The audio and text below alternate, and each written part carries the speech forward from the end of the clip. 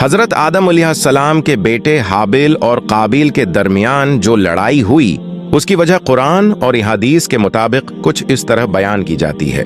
वजह लड़ाई, निकाह, शादी का मसीला और हसद। अल्लाह ताला के हुक्म के मुताबिक हजरत आदम अलैहिस्सलाम के यहाँ हर बार जड़वां बच्चे पैदा होते थे, एक बेटा और एक बेटी।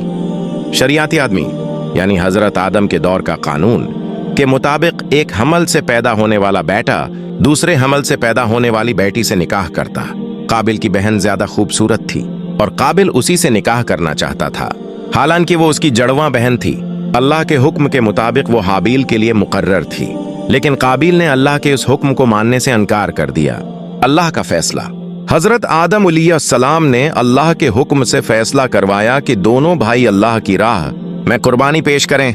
जिसकी कुर्बानी कबूल हो जाए वही हक पर होगा।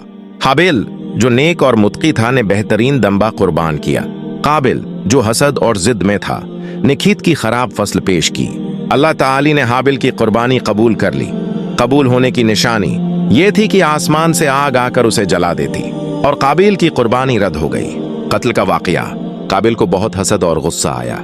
उसने अपने भाई हाबिल को कत्ल करने की धमकी दी। हाबिल ने नरमी से जवाब दिया, अगर तू मुझे कत्ल करने के लिए हाथ बढ़ाएगा तो मैं तुझ पर हाथ नहीं उठाऊंगा, मैं अल्लाह से डरता हूँ। सूरह अल-माइदा आयत 28। लेकिन काबिल ने फिर भी अपने भाई हाबिल को कत्ल कर दिया। नतीजा, ये इंसानी तारीख का पहला कत्ल था। कत्ल के बाद काबिल परेशान हुआ कि अपने भाई की लाश को क्या करे। अल्लाह ने एक गवाह भेजा जिसने जमीन खरीद कर दिखाया कि मुर्दा को कैसे दफन किया जाता है। काबिल को शर्मिंदगी हुई और वो अफसोस करने लगा।